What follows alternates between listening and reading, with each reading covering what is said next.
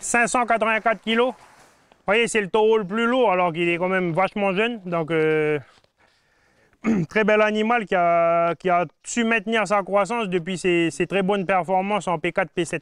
Comme chaque début d'année, la Chambre d'agriculture et de la pêche organise sa vente aux enchères de bovins à la station d'élevage de Nessadiou à Bourail.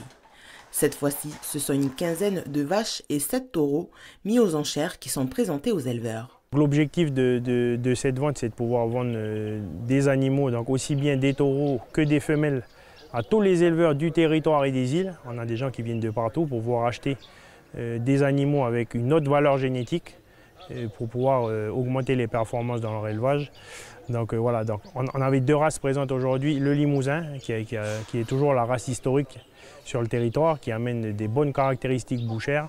Et une nouvelle race qu'on développe depuis une dizaine d'années, le Belmont Red, qui lui va amener plus de la rusticité et notamment de la résistance à la tique, qui est la grosse problématique dans l'élevage calédonien. Donc vache issue de monte naturelle, hein, de 5 ans, qui va prendre 6 ans dans l'année. Mise à prix de 200 000 francs également, la 7 463. Y a-t-il des personnes intéressées? 53. Ghislain, la 53 est attribuée à M. Santacros pour la mise à prix. Ghislain Santacros est éleveur à Moindou. Il fait l'acquisition de 3 animaux.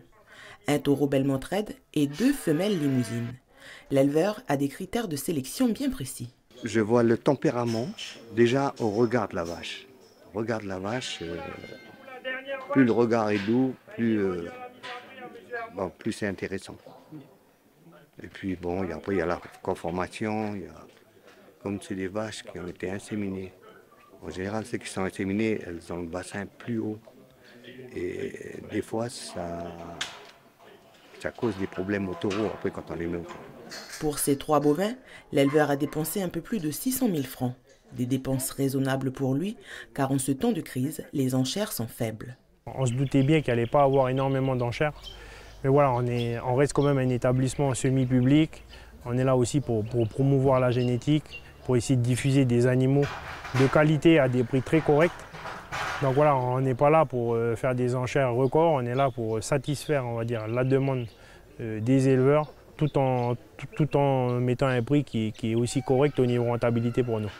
Avec une dizaine d'affaires conclues à la fin de cette vente, les nouveaux propriétaires pourront récupérer leurs animaux en début de semaine prochaine.